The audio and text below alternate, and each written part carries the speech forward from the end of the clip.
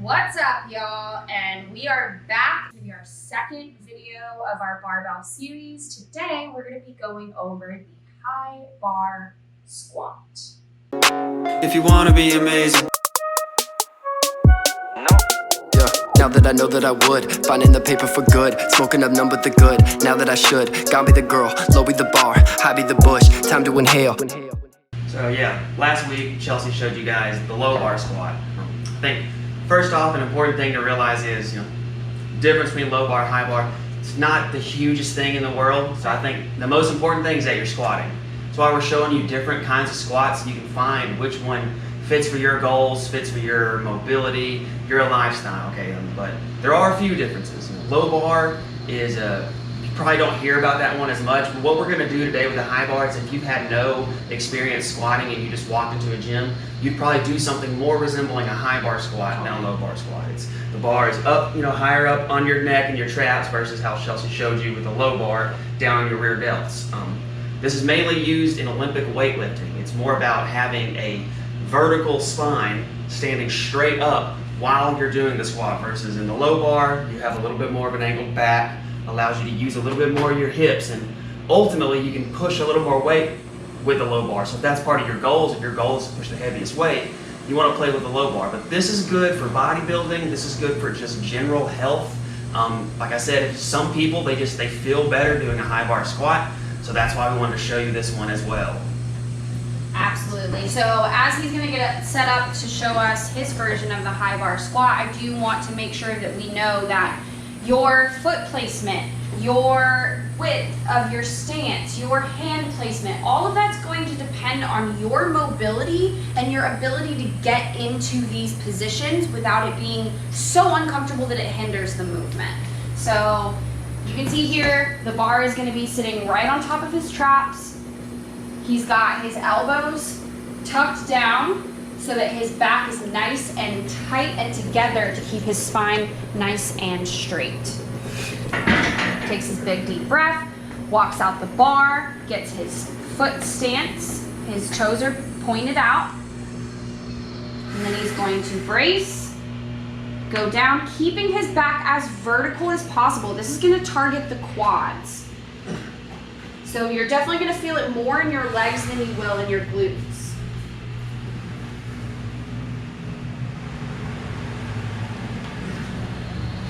Good. So another thing to notice here, Jacob has been working on his mobility, but he does not have a weightlifter, like an Olympic weightlifter's mobility. So there are a couple of things that he uses to help him be able to make the movement as efficient as possible and work with some of those compensations that he has. His toes pointing outward and the width of his stance helps him get down to depth in this squat. And the position of where he holds his hands, that's as close as he can get to his body with his shoulder mobility. So you want your hand placement to be as close to your body as possible, but this is where his shoulder mobility allows for him to work with. Sweet, dude. All right, now we're gonna have Chelsea demonstrate a little bit more of a common looking high bar squat. Like she said, for me, I don't have the greatest ankle mobility, so I have to turn my toes out a lot more. Chelsea has better hip mobility, better ankle mobility. That's all that yoga she does. If anyone says yoga doesn't work, they're not telling you the truth. So watch her go down. She has a little bit more of her toes going straight out. That's because she's able to push her knee further out over her toes. This is something that you can work on with stretching and things like that to make this better, but also everybody has a different level of just general ankle and hip mobility.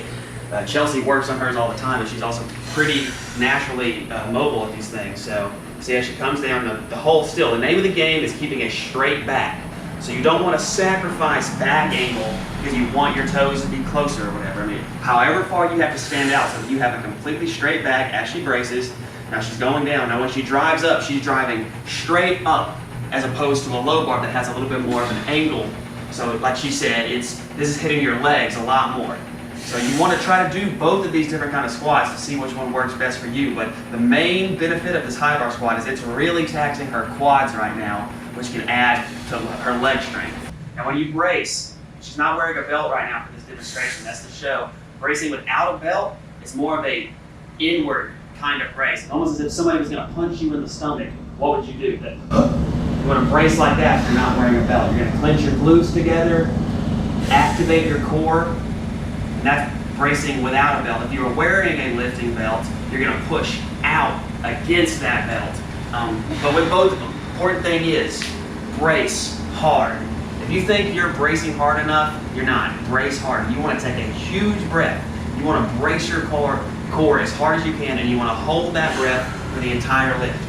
Now let's watch a little bit of some of the other smaller things she does as she goes down. All right, she's keeping that back straight. That's the most important part. She's going to go down below parallel, because that's another important thing we want to be able to do. Now she comes up straight back. Yeah, that's great. And that's an important thing we do. We don't want to cut our squats off at depth, going just to parallel or above parallel. You want to get to where your hip crease goes below your knee. See, there she is. That's a full squat. Now she comes back up. And that's how you get jacked legs like Chelsea has right here by going all the way down the squat.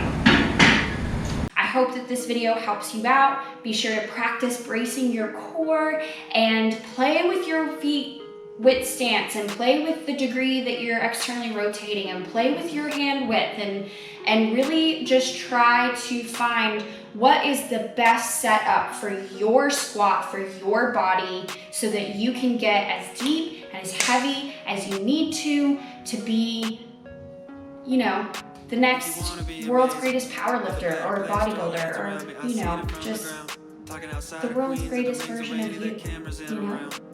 Anyway, thanks so much for watching, guys. Please like and share and subscribe. And I can't wait to see you all next time. And don't forget to get your shit together.